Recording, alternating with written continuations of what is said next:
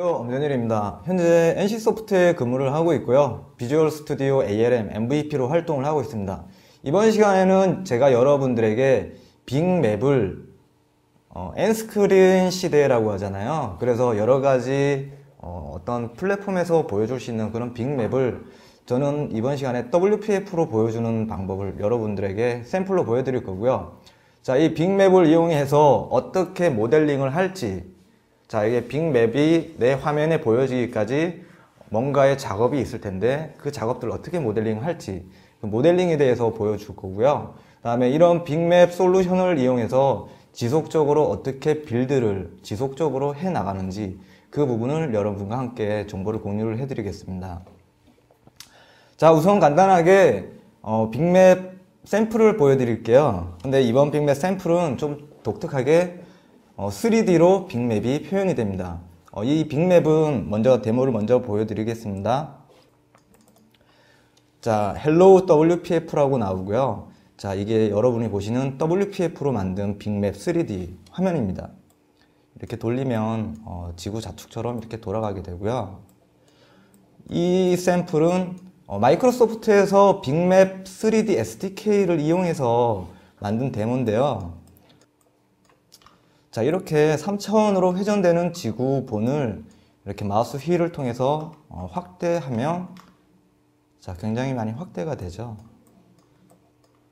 자, 아까 보셨던 수원 월드컵 경기장의 위치를 입력을 해볼까요? 자, 아까 보셨던 웹폼에서, 그 다음에 윈도우 모바일 폰에서, 그리고 WPF에서 자, 이런 식으로 빅맵을 이용해서 여러가지 엔스크린에 대비하는 여러가지 모바일 또는 그런 기기를 통해서 같은 결과를 보실 수가 있습니다. 자, 이런 빅맵이 현재 빅 API를 이용해서, 그리고 빅맵 3D SDK를 이용하고, 그 다음에 결국 이렇게 WPF로 프리젠테이션을 하게 되는데, 자, 이런 구조가 어떻게 생겼는지 이걸 개발을 하기 위해서 한번 모델링을 시작을 해 보겠습니다. 자, 이렇게 모델링 프로젝트를 만드시면 되는데요. 프로젝트에서 새 프로젝트로 들어가시면 자, 모델링 프로젝트라고 있습니다. 자, 여기에서 모델링 프로젝트 이름을 작성을 하시고 확인을 누르시면 자, 이렇게 저와 같은 빈 모델링 프로젝트가 생성이 되게 됩니다. 자, 여기에서 저는 여러분들에게 이번 시간에는 레이어 다이어그램을 보여드릴 건데요. 자, 항목을 추가하시면 레이어 다이어그램이라고 보입니다. 자, 추가를 하시게 되면 저와 같은 이런 레이어 다이어그램, 자, 빈 화면이 나오게 되죠. 자, 여기에서 한번 제가 레이어 다이어그램을 한번 그려보겠습니다. 자, 모델링을 할 때 저는 굉장히 지금 간단한 걸 하겠지만 이 레이어 간에 어떻게 데이터 또는 레이어가 어떻게 나눠져 있는지 이걸 시각화하기 위한 그런 목적이기도 하죠. 그래서 먼저 레이어를 하나 끌어오겠습니다. 레이어가 있고요. 얘는 빅맵 3D, 빅맵 API가 되겠죠. 외부 API를 호출해서 자, 이미지도 다운로드 받고요. 위치 정보를 보내면 이미지를 이렇게 다운로드 받을 수 있는 그런 API가 되고요. 자, 두 번째는 어떤 레이어가 있을까요? 자, 빅맵 3D SDK가 있겠죠. 자, 이렇게 빅맵 3D SDK를 넣고 자, 이 색깔로 맞춰볼까요? 자, 마지막에 여러분이 마지막에 보셨던 자, WPF 화면이 있을 겁니다. 그래서 빅맵 WPF 프리젠터 라고 하고요. 자, 노란색으로 했습니다.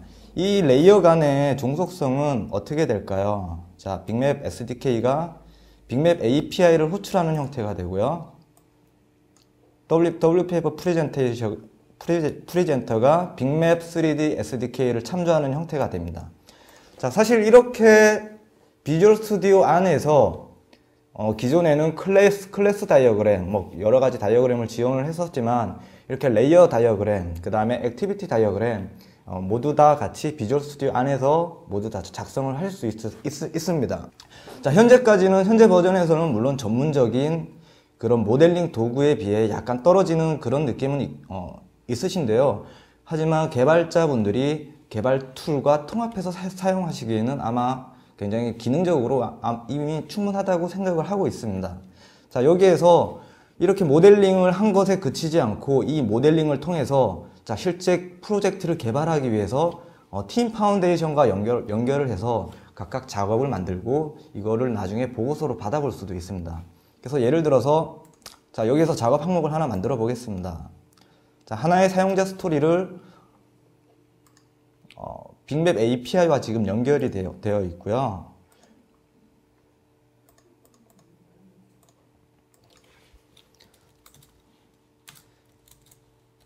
자, 빅맵 API 스토리라고 하고 기타 나머지 항목은 시간상 입력하지 않고 저장을 했습니다. 자, 두 번째 빅맵 3D SDK. SDK는 뭐 특별히 지금 개발할 부분은 없겠지만 빅맵 3D SDK를 먼저 분석하는 시간이 필요할 수도 있겠죠. 빅맵 3D SDK 분석 작업, 분석 스토리.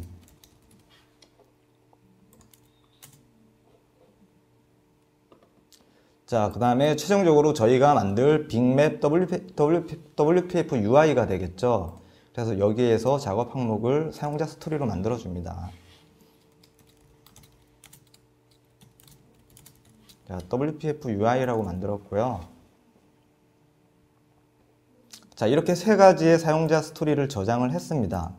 그러면 팀 탐색기에서 보시게 되면 자, 작업에 제품 계획이라고 있습니다. 제품 계획이 프로덕트 백로그라고 하고요.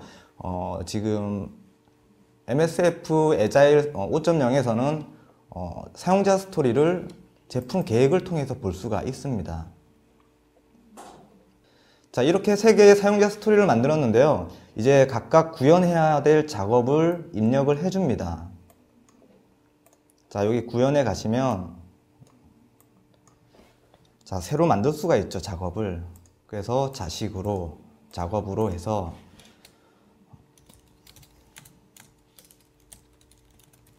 자, 빅맵 인증키 받기 라고 해서 뭐 예상값은 1시간이 걸릴 거다. 남은 시간은 1시간이고 아직 완료된 시간이 없으므로 0을 입력하고요. 닫고요. 자, SDK 분석 같은 경우는 뭐 어떤 작업이 있을까요? 뭐 프로토타이핑이 있겠죠. 뭐 예상값을 입력을 하고요. 자, 입력을 했고요. 마지막에 한 가지만 더 입력해 보겠습니다. 자, WPF UI를 만들어야 되는데 이제 SDK를 이용해서 정보를 주고받고 하는 그런 SDK가 있는데 여기에서 각각 작업을 쭉 나열을 해주시면 됩니다. 그래서 제가 만든 쿼리를 한번 트리 구조로 한번 보도록 할게요. 자, 이렇게 좀 보기 스토리마다 어떤 작업이 연결되어 있는지 이 트리 구조로 쉽게 볼 수가 있죠. 쉽게 확인할 수가 있죠. 자, 이 각각 스토리는 아까 보셨던 지금 이 각각 모델링과 직접적으로 링크가 되어 있기 때문에 자, 어떤 이 작업 자체에서 테스트를 진행을 하다가 오류가 발생을 했거나 아니면 이런 모델링을 했는데 좀 이런 레이어 다이어그램 자체가 현재 개발을 하다 보니까 좀 더 많은 복잡한 레이어가 필요하다. 그런 거를 쉽게 인지할 수가 있겠죠. 자, 이렇게 팀 파운데이션을 통해서 모델링과 모델링 각각의 작업을 서로 이렇게 연관을 시켜서 등록해서 개발을 할 수도 있고요. 그럼으로써 자, 개발 따로, 구현 따로, 설계 따로, 모델링 따로 이런 구조가 아니라 모두가 이음매가 연결된 그런 형태로 개발을 진행을 할 수가 있습니다. 자, 이렇게 개발된 소스 코드를 이제는 빌드를 해야 되겠죠. 뭐 물론 로컬 빌드야 모두 다 잘 돌아가겠지만 이 소스 코드를 압축을 해서 누군가에게 줬을 때 그 친구 컴퓨터에서는 아마 빌드가 안 될 수가 있어요. 왜냐하면 지금 이 WPF 빅맵은 일단 빅맵 3D SDK를 설치를 한 PC에서만 빌드가 되기 때문에 아마 그 SDK가 설치가 안 되어 있다면 아마 빌드가 성공하지 않겠죠. 자, 그래서 이런 빌드를 모든 개발자가 같은 환경을 갖추기란 사실 굉장히 힘듭니다. 같은 환경을 갖추다 보면 뭐 폴더 구조도 뭐 같아야 되고, 뭐 사실 D 드라이브를 만들지도 않았는데 D 드라이브에다 맞춰놓고 그렇게 하게 되면 뭐 개발자 간에 뭐 서로 폴더 구조가 안 맞아서 깨지는 경우가 굉장히 많잖아요. 사실 그런 거는 뭐 개발자 나름대로 해결해야 될 문제지만, 이런 빅맵 3D가 제품화 될 때, 지속적으로 개발이 될 때, 이게 정말 완료가 될 때까지 지속적으로 품질이 유지되느냐 안 되느냐, 그게 더 중요한 문제죠. 그래서 팀 파운데이션에서는 자 보시면 빌드를 제공을 해줍니다. 일단 제가 임의로 3개를 만들어 놨습니다. 그래서 첫 번째 빌드, 지금 dev.ci라고 적어 놨는데요. 이 빌드는 누군가가 체크인을 하는 순간 서버에서 빌드를 하게 됩니다. 즉 빌드가 깨지는지 안 깨지는지 여부를 검사를 하기 위한 빌드고요. 자, 이 dev 빌드는 데일리로 돌아갑니다. 그래서 데일리로 돌아가서 특정 시간에 빌드가 수행이 되는데, 데일리로 해서 빌드가 성공을 하면 그 바이너리를 특정 폴더에다가 뭐 떨어뜨리고, 그래서 그거를 이용을 해서 제품을 개발을 하거나 아니면 뭐 타 팀에서 이 락 컴포넌트를 가져다 쓸 수가 있겠죠. 그리고 릴리즈 같은 경우도 지금 릴리즈 같은 경우도 데일리로 지금 등록을 해놨는데요. 마찬가지로 데일리로 돌아가지만 이건 릴리즈 버전으로 코드가 최적화된 그런 버전입니다. 그래서 이 릴리즈 버전을 가지고 언제든지 새로운 소프트웨어를 매일매일 테스트를 할 수가 있게 됩니다. 그래서 일단은 CI를 한번 돌려볼게요. 자, 빌드 큐에 넣었고요. 또 이것도 같이 한번 넣어 보겠습니다. 빌드가 되고 있는 상황을 좀 더 자세히 보려면 여기를 한번 열어보시면 됩니다. 그럼 빌드가 어떻게 지금 서버에서 진행이 되고 있는지 계속 노티파이를 받을 수가 있어요. 자, 프로젝트가 빌드가 성공을 했죠. 또 큐에 있는 다음 빌드를 또 빌드를 하게 됩니다. 지금은 수동으로 빌드를 지금 등록을 했는데, 빌드 편집에 가시면 이거를 트리거를 통해서 언제 할지, 롤업 형태로 할지 아니면 매일매일 할지 어떤 형태로 할지 결정을 할 수가 있습니다. 그래서 매일매일 뭐 개발자가 중간에 어떤 코드를 삽입을 했지만 다른 개발자는 그 최신 코드를 받지 못한 상황에서